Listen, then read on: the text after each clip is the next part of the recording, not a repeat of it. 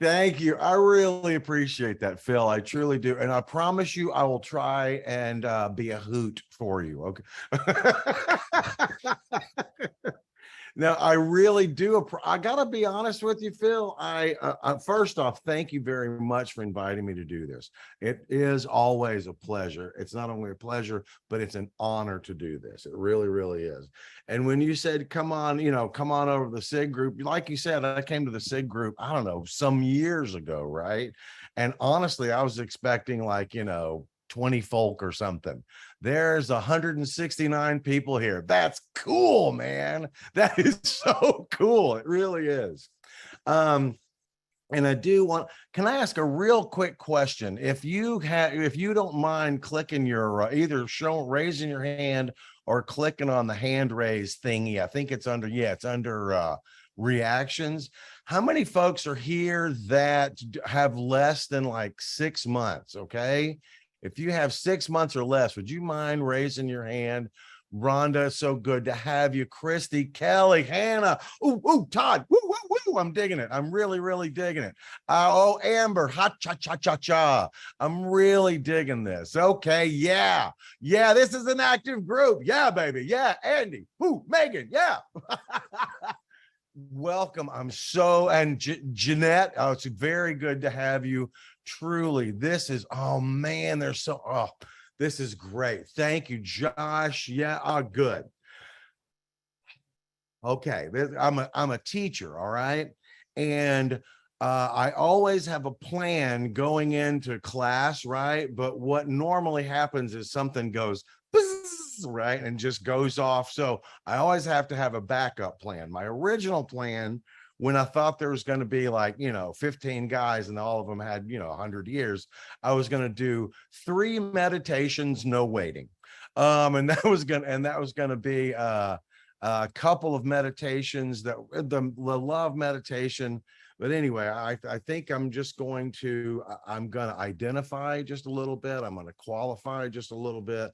And then I really do want to do a couple of meditations if I can. And if I can't, I'll definitely want to do the love meditation, because it is absolutely life-changing. It really, really is. Like I said, my name is Barclay and I am an alcoholic, and I'm so pleased to be here. I'm so pleased to be here. My sobriety date is January 1st of 1990. I used to joke that it was a New Year's resolution gone horribly awry.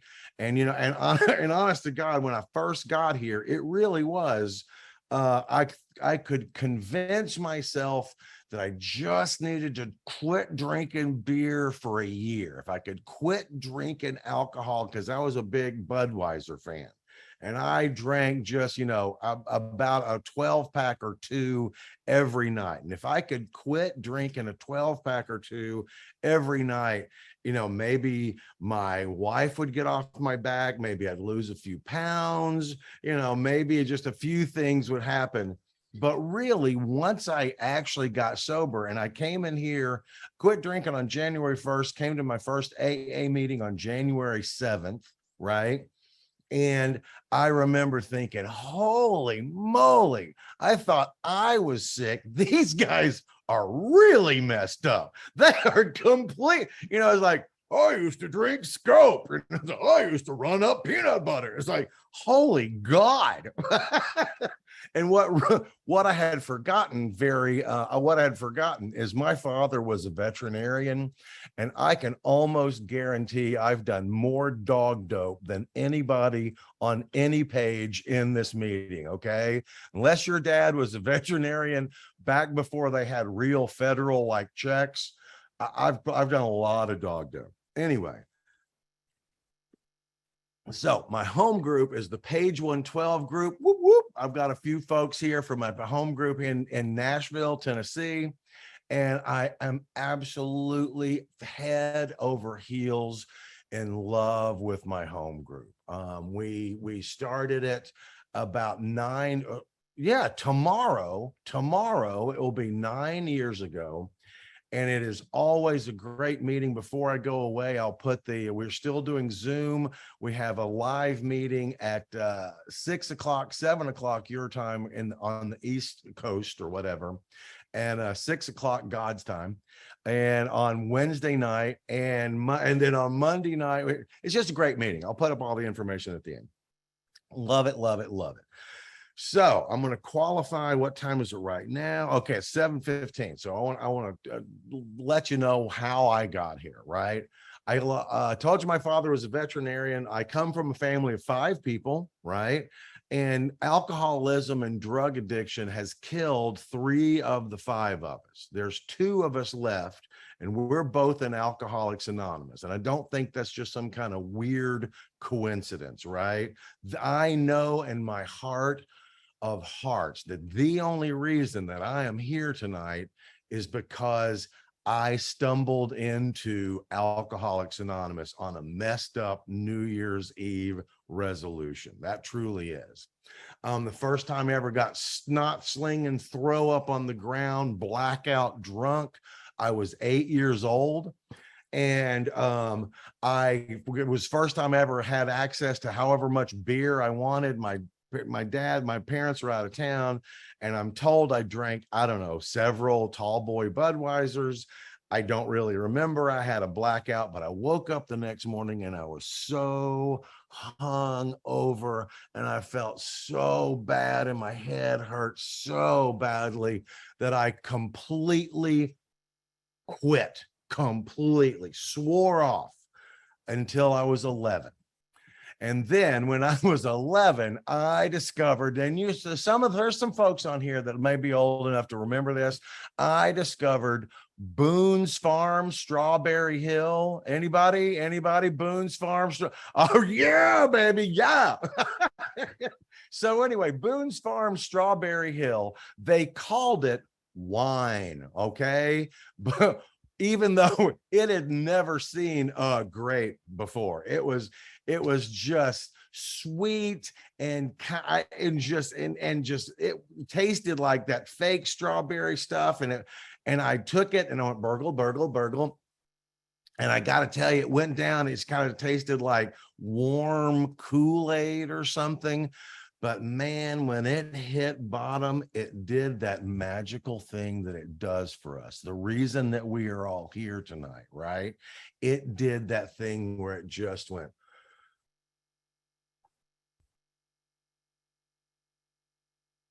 And all of a sudden, I was okay. And you were okay, right?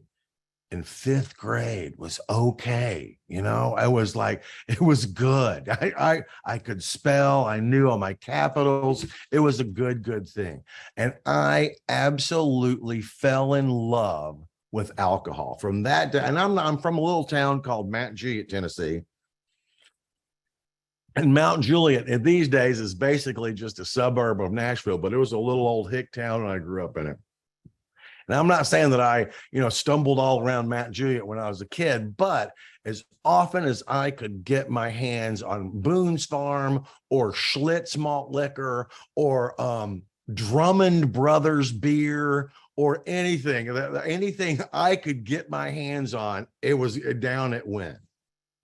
And that went on until I was about 14. And then when I was 14, I discovered other party accoutrement, right? And once I discovered those babies, all bets were off. When I was 14 years old, I had earned my seat here. I absolutely had earned my seat here. That's when I discovered my favorite room in my dad's veterinary hospital. It had a little sign over the door that had one word on it, and that word was drugs. And I loved that room. God, I loved that room. And I'd go in there and I'd just grab puppy uppers and doggy downers and kitty quaaludes and just anything that anything that ended in azine or adrene, I just took it. And I didn't know it, but I will say I have been worm free since 1976, and I'm quite proud of that. I really anyway, but I really did. I absolutely I was a very enthusiastic drunk. I was a very enthusiastic druggie. I was big into like mushrooms and acid and, and just anything that just kept me going, woo, right? and I'm a very enthusiastic member of Alcoholics Anonymous. I love this thing. It's changed my life in a way that I never could have dreamed. If you would have told me when I first came in here, honest to God, all I wanted, man, was just to lay my head down on the pillow and go to sleep, just sleep, and maybe even sleep through the night, because I hadn't done that. I got here when I was 29, and I had not done that in a good 3.5 years, because what had happened is over the course of time, my mom was the first one to die of alcoholism. She died when I was 8. She committed suicide because there was a whole bunch of stuff going on in the house. And then when I was 25, my brother between me and my older brother, that's now in Alcoholics Anonymous, he was on his way home from this bar called Bennigan's in Nashville. And he never made it back to Mount Juliet. He had a wreck and he died. And my father had some stuff to do with that. And he basically drank himself to death within a year. And over that time, he had he'd married one woman, and then he'd divorced her, and then he married another woman and kind of left her, and he's just dating somebody else when he died. And what ended up happening was he left all his money to his third wife. And my brother and my brother's kids, my other brother's kids, and I literally split the money that he had on him, which was about 18 grand. He'd like to have money. And you want a resentment, you want a flipping, flapping resentment. You know what I'm talking about? I got to tell you, I still to this day, I knew growing up, we were kind of wacky, but we always had money. And I still confuse money for God. I still can do that. And every time I do that, I get myself in trouble, because I have nothing against money. Money is not a bad thing at all, but it makes a terrible God. It makes a terrible, terrible God. And I have in sobriety, I have so the last 3 years, all I did was I sat on the couch and drank until I passed out, and I would wake up. I literally would drink until I passed out. And then I would wake up in the middle of the night at 3 o'clock. 3 o'clock, you could set your watch to it. 3 o'clock. And I would try and drink myself back to sleep. And if I couldn't drink myself back to sleep by 5 o'clock, I'd switch over to coffee and go on to work. And I went to work drunk a lot. And then on December 31st, 1989, after about 3.5 years of that, I decided, maybe I should quit drinking beer for a year, and I literally stumbled into this place. I stumbled into God's hands. I completely I had no idea what was going on. I want to tell you, I like to talk about the adventures. It talks about what we were like, what happened, and what we're like now. I really like to talk about, at the end of that reading, it says our adventures before and after. And I like to talk about the adventures after. There's been a whole lot of ups and downs. I have had wonderful highs. I've had horrific lows in sobriety. I've gone through my daughter trying to commit suicide. I've gone through a very unattractive divorce that was very much as much my fault, if not more. There was all over those, because I ended up at 9 years sober, warning anybody that has 9 years sober. I don't know what is about this, but there seems to be kind of a funky thing that happens around that time. And my life had gotten so good, and I got such a great job at 9 years of sobriety that I looked around me and I went, look what I have done. I have created this amazing thing. And I literally set my life on fire. I set my life on fire. Let me see. Okay, cool. Burned my life to the ground. And it took several years, but eventually my marriage broke up. We were married for 30 years before the divorce finally happened. And it's just, that was my fault. Okay, so let me ask you a question, Phil. Do you want me to tell the waiting table story? Phil, where are you? I can't find you there. Do you want me to tell the waiting table story? Yes, sir. Please. Okay. Okay, here's one more qualifying story, all right? So, like I said, I enjoyed the drinking. I love drinking. In my heart of hearts, I'm an alcoholic, baby, because there was always alcohol there. The day I found Boone's Farm, Strawberry Hill, I've heard people say, I'm not sure if I was born an alcoholic. I think I was, but I'm not sure if I was born an alcoholic. But the day I had my first drink, an alcoholic was born. And I know that to be the truth.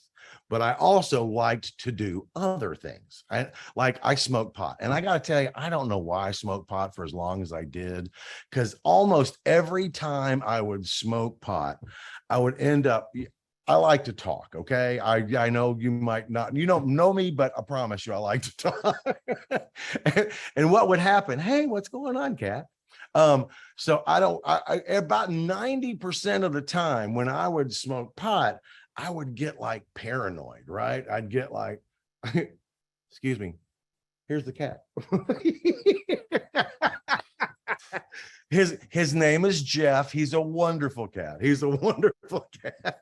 So anyway, I don't know why I smoked pot for as long as I did, because I would get paranoid. You know, remember how your teeth would stick to your lips and stuff, and you couldn't talk, and you just like go, hey man, and stuff like that. You'd say witty things like, what?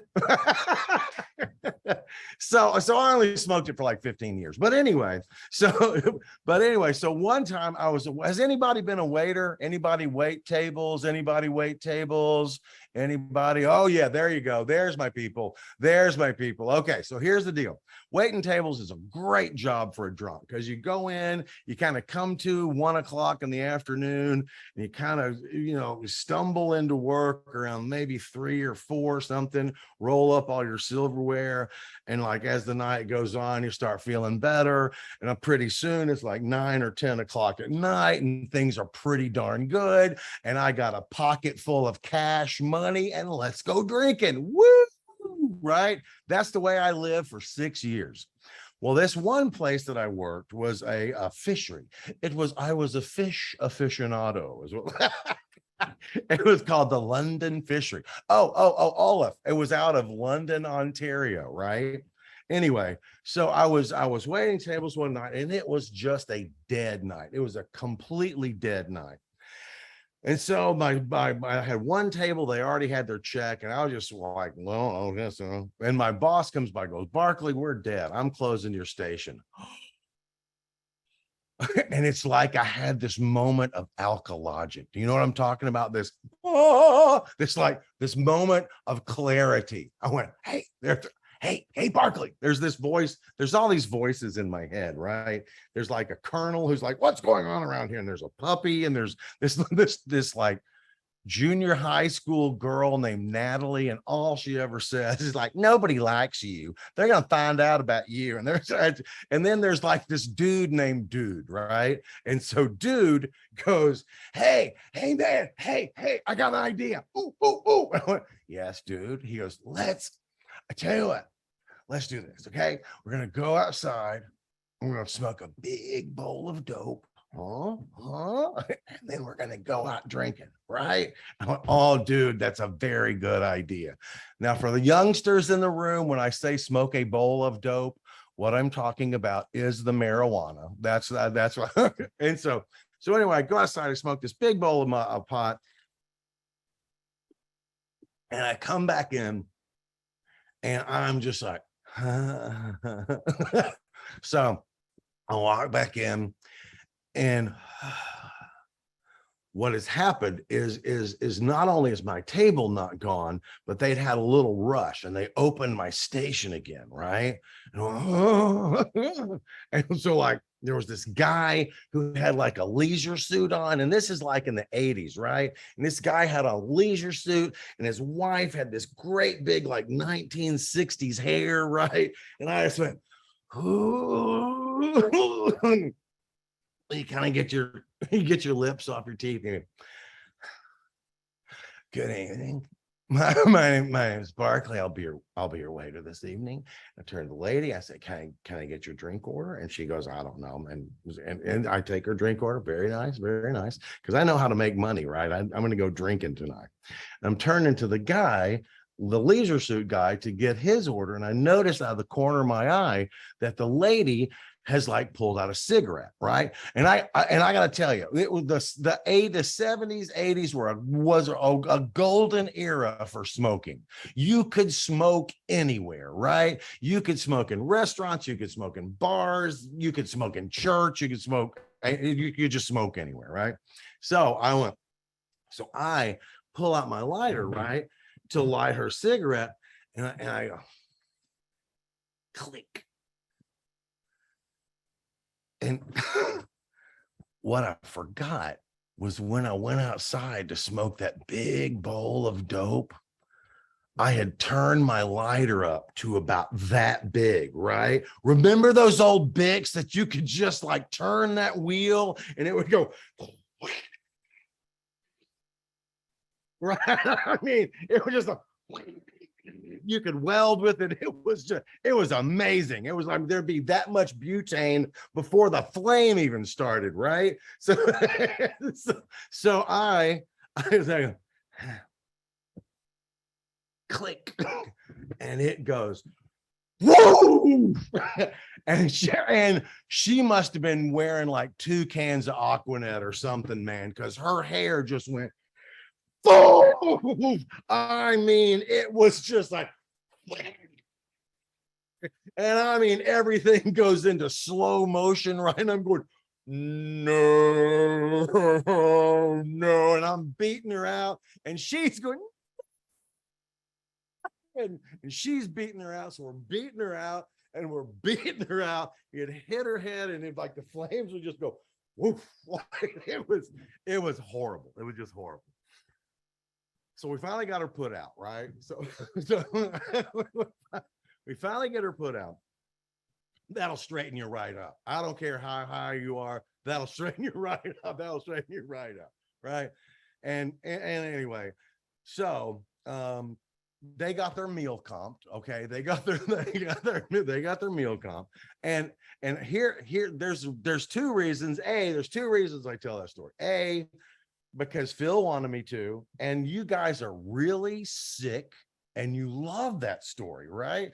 It's just, you tell that story to a bunch of normal people and they're like, oh my God, no. And y'all are like, that's the guy that set the lady on fire. That's the cat. I love it. I love it. So that's one reason I tell the story. And the other reason I tell the story is because, and I mean this most sincerely, the real reason I tell that story is because that is a perfect picture, a flash, you might say. That is a perfect picture of me in untreated alcoholism. That is Barclay, poof, in untreated alcoholism. Because what I do is I stumble through life, right? And I go, and I bump into you and I set your life on fire, right? And then I say, oh my God, I'm so sorry. And I mean it. I'm not lying. I mean it from the bottom of my heart. Oh my God, I'm so sorry. I did not mean to do that, right? And I apologize, and then I go do and I go on to the next person and set their life on fire because I'm so consumed in self. I'm just consumed in self, right? And I cannot see you because I cannot get out of me and what I want and what I need. And what I need right now is I need a drink just so you will quit bothering me. I'm restless and I'm irritable and I'm discontented and I just want to kill somebody.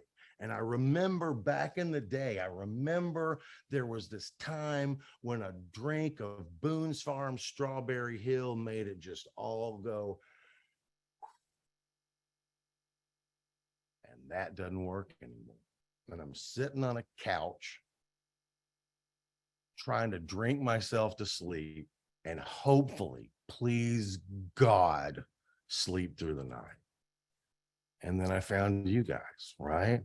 And what you've done is you performed truly a miracle. It says in the book, it says, and unless an entire psychic change happens, right? An entire psychic change. Think about that. Think about that. Unless there is an entire psychic change, there's very little hope for his recovery. And I looked up an entire psychic change, right? Psychic. And what it says, and there's this my home group has a 1932 dictionary, which is, around the time, well, it was in the 30s when Bill was writing the big book, and Dr. Silkworth. And it says psychic, having to do with the psyche, right? And, oh, that's cute. Okay, let's go look up psyche. And I looked up psyche, and it said having to do with the human soul, right? And so all I have to do is completely change my soul. That's what I have to do. And for some miraculous reason, Bill got together with Dr. Bob and they put down this set of steps and came up with a simple format to have a psychic change, having had a spiritual awakening as the result of these steps, right? Holy God, what a honest to good. If you're new, I know that's probably sounds hoogie boogie or whatever the word would be, right? But I'm telling you, this deal, I am a different human being than the guy that walked in here. And I'm a different human being from the guy that burned his life to the ground at 9 years sober. And I'm a different guy than I was 5 years ago when I got a divorce. I am changing every day. And it's not because I'm such a cool guy. It's not because I'm anything. It's because I'm a slobbering drunk, right? And I was so desperate that I would do anything you guys told me to do, including doing these stupid steps that didn't make any sense off the wall, right? And it just works. It just works. Today, oh my goodness, you know what? I really want to get to this love meditation. So that's kind of a condensed-ish version of my what got me here and where I am today. Where I am today is I'm a teacher that I never would have wanted to be a teacher teaching teenagers. No, thank you, right? But what happened was I was forced into teaching, right? Back when there was like the worldwide recession. Remember that, right? Well, I was forced into teaching and I thought, well, surely to God, I can do this for a year, just like I was going to quit drinking beer for a year, right? And I got into teaching. I applied for a job on Thursday. I got the job on Friday and I started teaching on Monday, right? And I went, are you sure about this, man? Because you have any idea how much those people make, for God's sake? I'm sorry, for your sake. Anyway, but I love it. That first year, I absolutely fell in love with it. And it's exactly where I'm supposed to be. I'm doing exactly what I'm supposed to do. I have these kids, I have every class is like a little newcomer class, right? And they're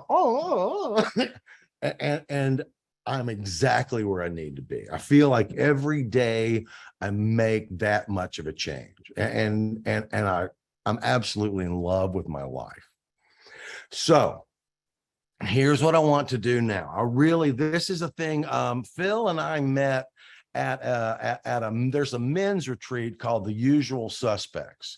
And it started out way back in the late 80s with 4 guys going out into the woods. And it's grown into this ridiculously wonderful thing of about 175 guys every April, going out into the woods. And believe me, if you would have told me, hey, Barclay, one of these days you're going to go out in the woods with 175 guys and talk about God, I would have said, no.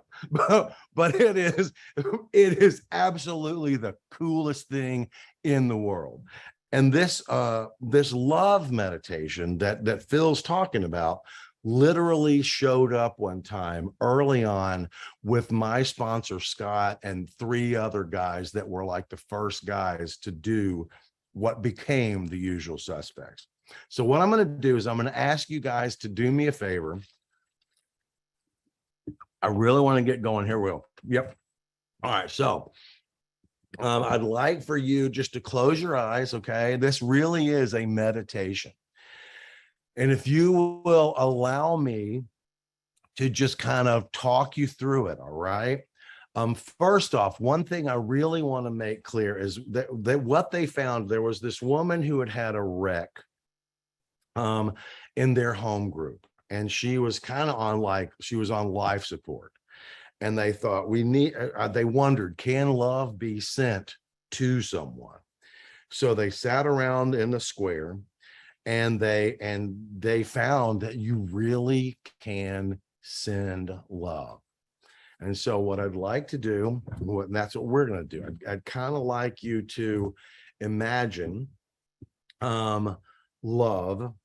And for Scott, and I guess maybe because that's the way he described it, and that's kind of the way I have always seen it. He says for him, and I want you to have your own vision of what love is for you.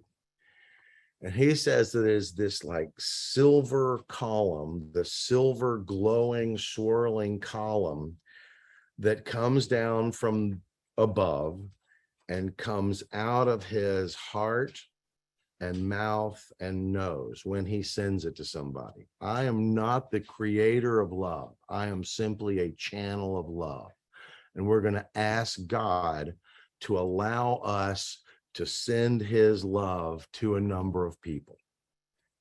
What I'd like you to do is get into a comfortable position. There's a lot of there's some tightening and loosening of muscles and stuff that we normally go through, but I want to make sure that we get through this. So what I would like you to do, and I'm going to read some, so please forgive me. All right. Make sure you're comfortable, and we're just going to breathe in and breathe out 4 times.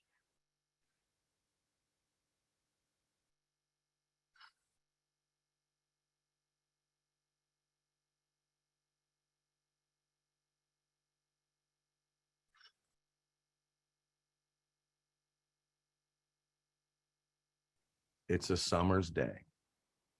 There's a blue sky with a few puffy white clouds. You have flip-flops, shorts, and a t-shirt. You're in motion, but you're seated. You're on a bus.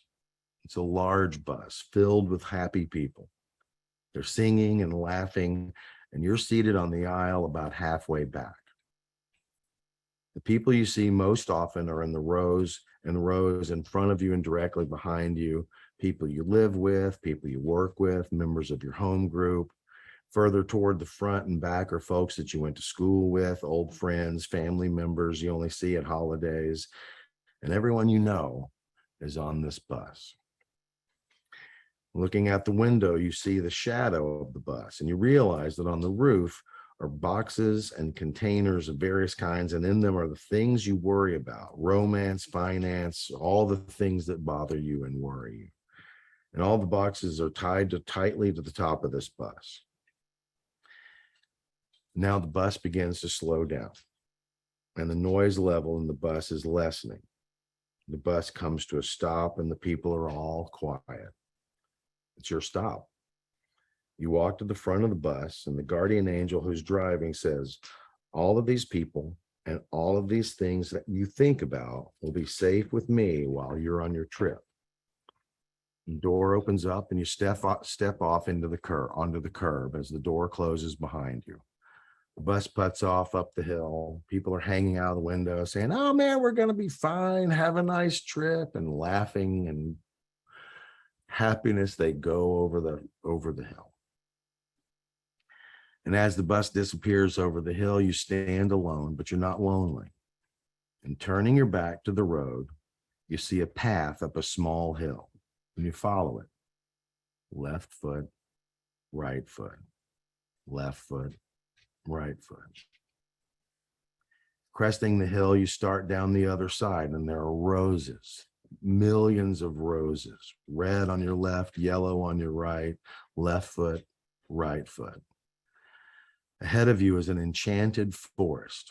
Continuing to follow the path, you pass a squirrel and a stump who watches as you pass, knowing you're both safe. Left foot, right foot. You hear the sound of moving water and approach a small stream. It is shallow and very clear. You step out with your flip-flops and into the stream. The water's only ankle deep, but feels like it's cleansing your entire body. There are stones on the floor of the stream about the size of the first knuckle of your thumb. There are red stones for energy, blue stones for sadness and grief, without which there could be no joy. There are brown stones to remind you of the fertile earth. There are green stones for growth, golden yellow stones for joy and success.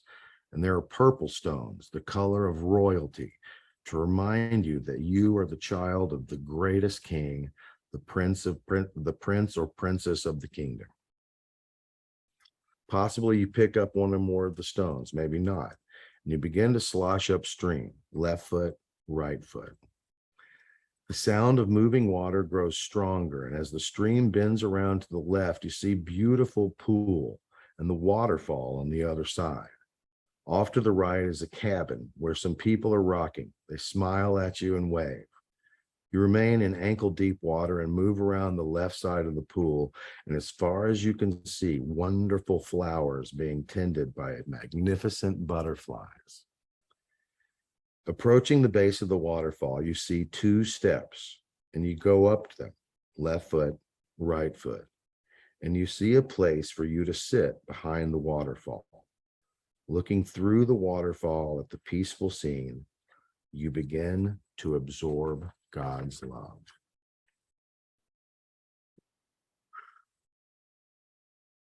God, please help us send love to our mothers.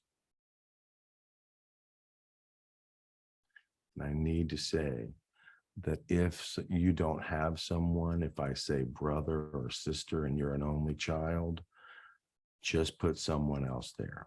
Or if I say mother and your mother has passed to the other side, I absolutely believe that love travels to the other side. God, please help us send love to our fathers.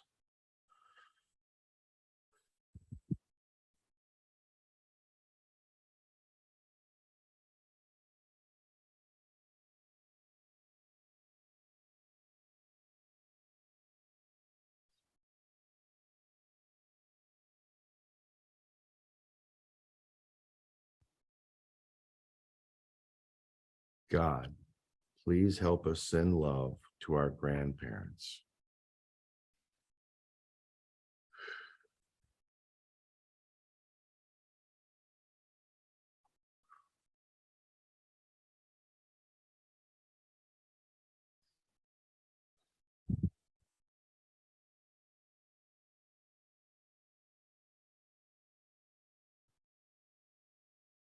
God, please help us send love to our brothers and sisters.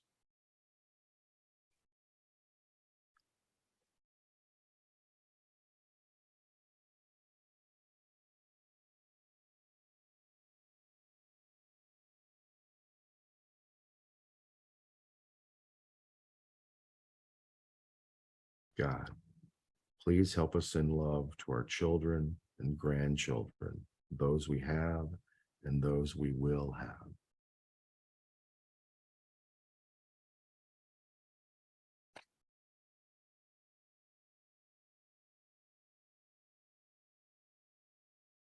God, please help us send love to our spouses and sweethearts.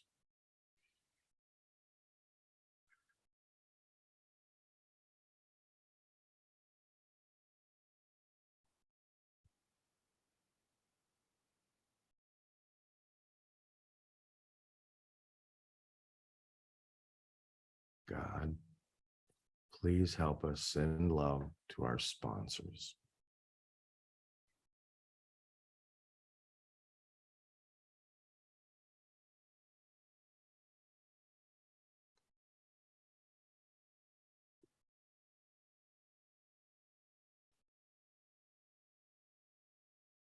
God, please help us send love to our sponsees, those we have and those we will have.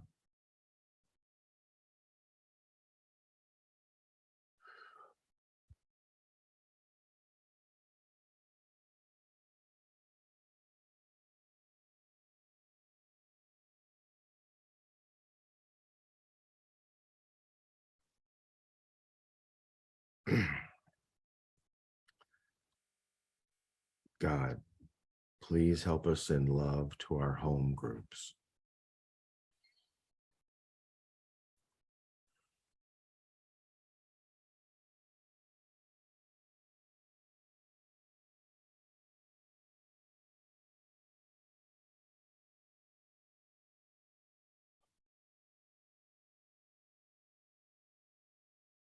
God, please help us send love to those we know who are in need of healing or in need of a gentle passage to the other side.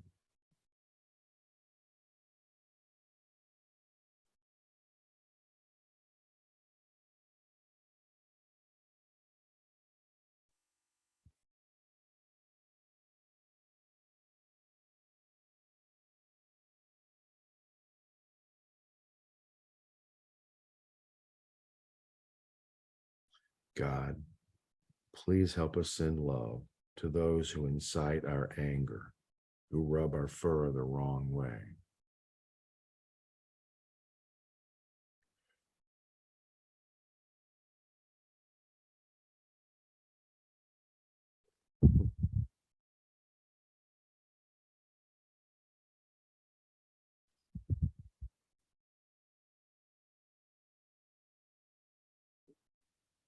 God, please help us send love to places on planet Earth where there's fighting and anger.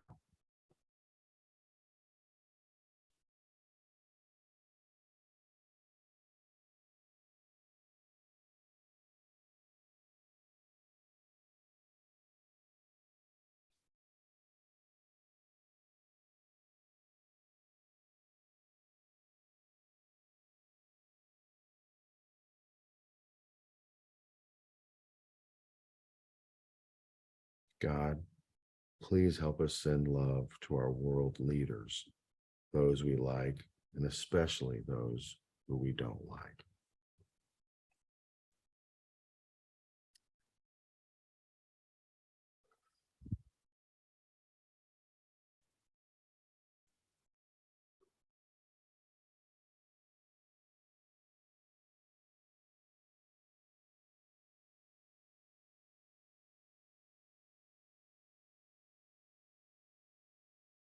God, please help us send love to each other.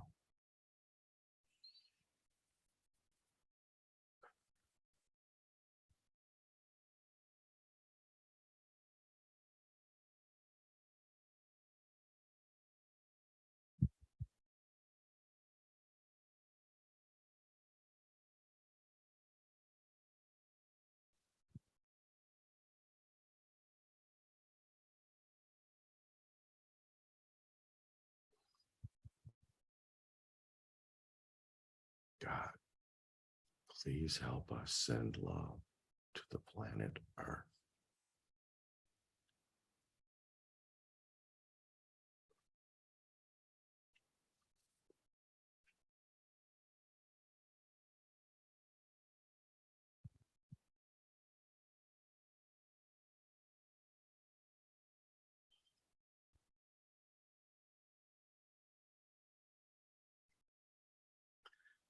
Night has fallen, and there are stars. There are billions and billions of stars.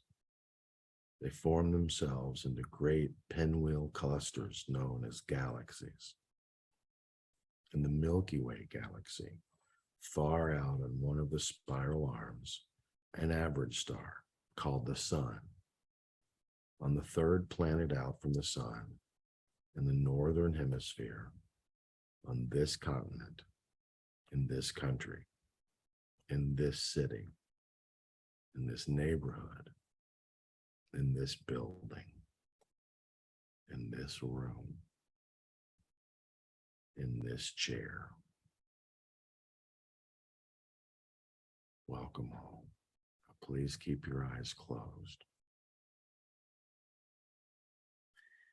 Like for each of us in our own way, offer a prayer of thanksgiving for a safe journey.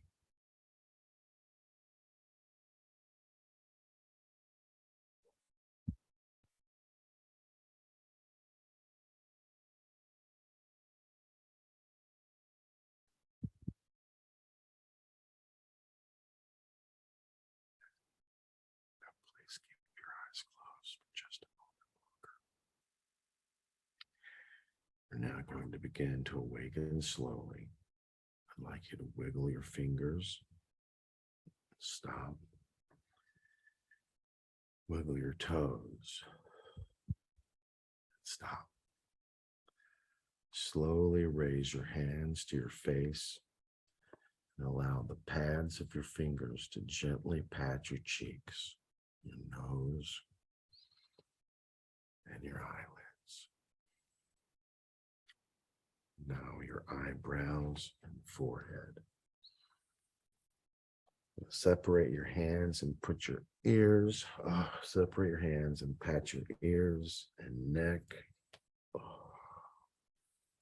lay your hands down to rest on your lap. I'd like you to take your right foot and move it just an inch away from your left foot. Now lift your left foot and move it just an inch away from your right. I'd like you to drop your chin down onto your chest. We're going to roll our heads to the left and around over the shoulder and around back and over our right shoulder, down.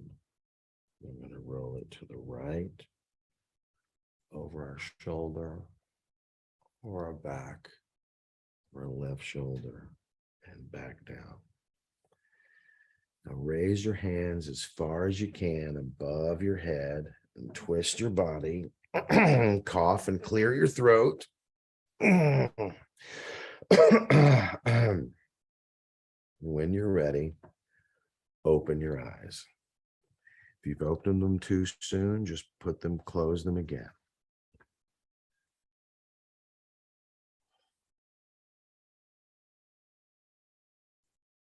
Thank you. Amen and amen.